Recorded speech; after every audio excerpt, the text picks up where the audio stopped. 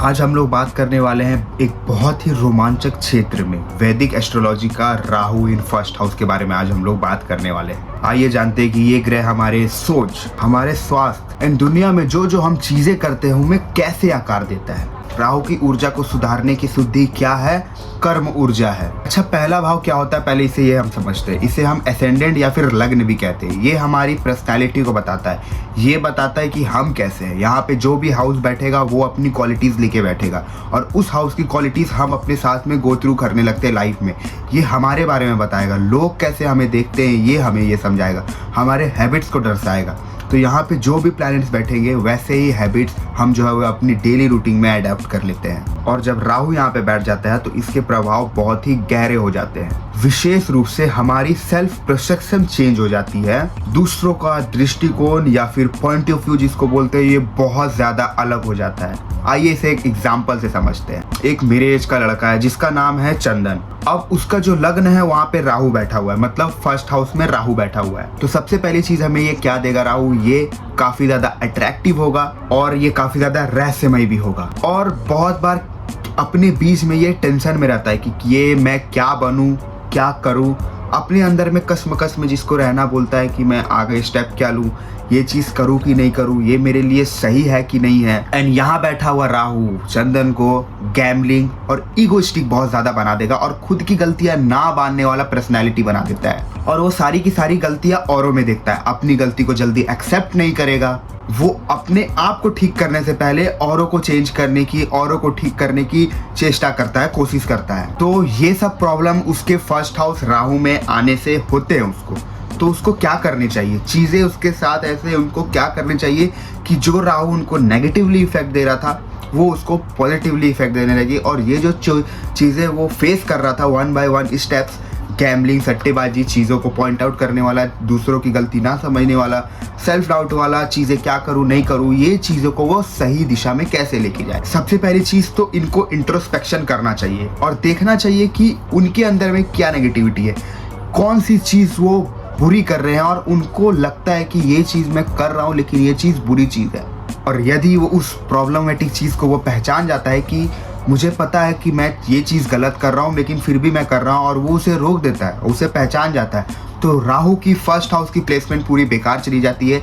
ये सब चीज़ें जो वो फेस कर रहा था वो फेस करना बंद कर देता है। और दूसरी बात है कि उसको एक प्रॉब्लम है, चंदन को एक प्रॉब्लम है कि उसको लगता है फर्स्ट हाउस में इसका राहु है तो उसके वजह से उसको लगता है कि उसे पहचान की संकट। वो चाहता है कि लोग मुझे जाने और वो कहीं ना कहीं अपने अंदर सेल्फ डाउट में रहता है कि लोग मुझे नहीं जानते हैं। वो बहुत बार जो है वो खुद ही कंफ्यूज रहता है। उसके इतने सारे मुखौटे हैं कि किसी के साथ कुछ, किसी के साथ कुछ, या फिर इसके साथ अच्छा है, इसके साथ बुरा है। सबसे पहली चीज जो उसको करनी चाहिए वो है कर्म सुधार। झूठी पहचानों को उसको छोड़ना पड़ेगा। दूसरों के सामने जो चीजें वो बनाता है, हवाबाजी बनाता है, दूसरों को खुद से एक्सप्रेस करता है कि देखो मैं कितना बड़ा हूँ, मैं एक पहाड़ हूँ, वो उसे छोड़ना पड़ेगा। उसको ये बताना पड़ेगा और खुद को समझाना पड़ेगा कि वो किन चीज़ों से प्यार करता है, उसे ज़िंदगी में असलियत में क्या क्या चीज़ें चाहिए।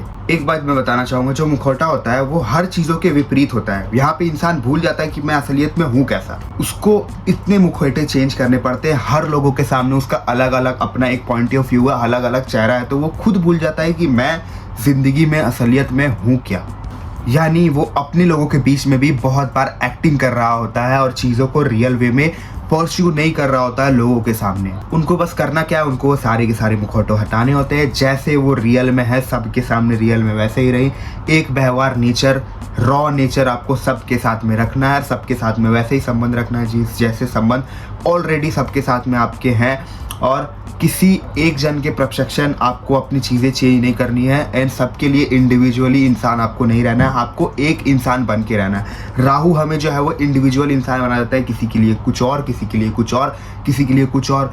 आपको एक इंसान बन के रहना है, वन पर्सनैलिटी में आपको स्टक होके रहना है। चलिए ये सब चीज़ों को आप साइड हटाते हैं, राहु की पर्सनैलिटी एंड राहु की चीज़ों को साइड हटाते हैं। एक चीज़ को और समझते हैं, एक बहुत ही ब्रिलियंट आदमी जिसको बोला जाता है एलन मस्क।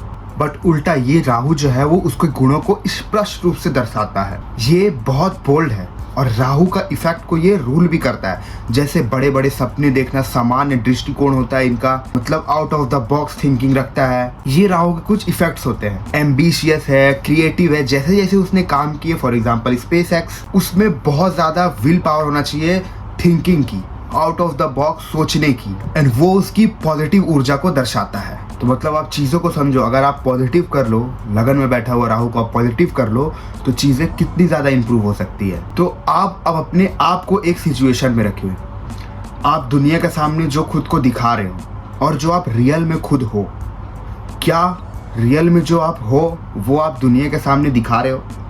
लोग आपको वैसे ही जानते हैं जैसे आप अंदर से हो, जैसा आपका नेचर रियल में है? ये क्वेश्चन कीजिए अपने आप से।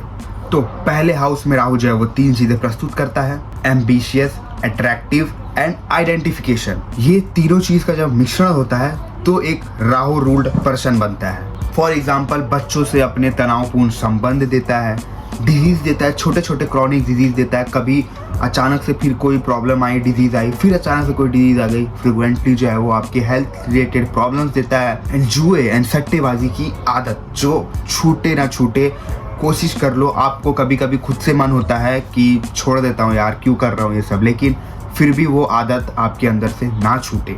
लेकिन आप सही कर्म करते हैं, इंट्रोस्पेक्शन बीच बीच में करते रहते हैं, जैसे आप हो रियल में भी वैसे हो, और आपको अच्छे से अंदर से मालूम है कि मुझे क्या क्या चीज़ें क्विट करनी है। वो सब चीज़ें क्विट करके आप जैसे रियल हो वैसे आप रियल में अपने आप को प्रस्तुत करते हो, तो ये जितने भी प्रॉब्लम्स मैंने बताए ये कंट्रोल हो जाते हैं। फॉर एग्जाम्पल, आप कोई शक्तिशाली लोगों की बात सुन लेते हो, आपको अच्छा बोले चाहे बुरा बोले, आप चीज़ों को सुन के अपने पास में रख लेते हो, तो आप राहु की पॉजिटिव इफेक्ट को अपने अंदर कैरी आउट कर रहे हो।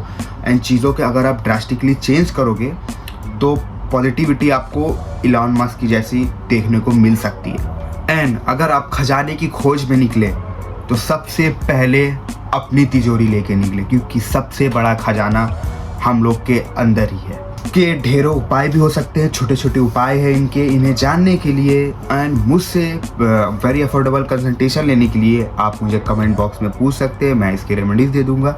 और आपको डीपली अंदर में अच्छे से जानना है कि मैं कैसे इसे नेगेटिव इफेक्ट को पॉजिटिव में कन्वर्ट करूं, तो आप अफोर्डेबल कंसल्टेशन के लिए मुझे कांटेक्ट भी कर सकते हैं।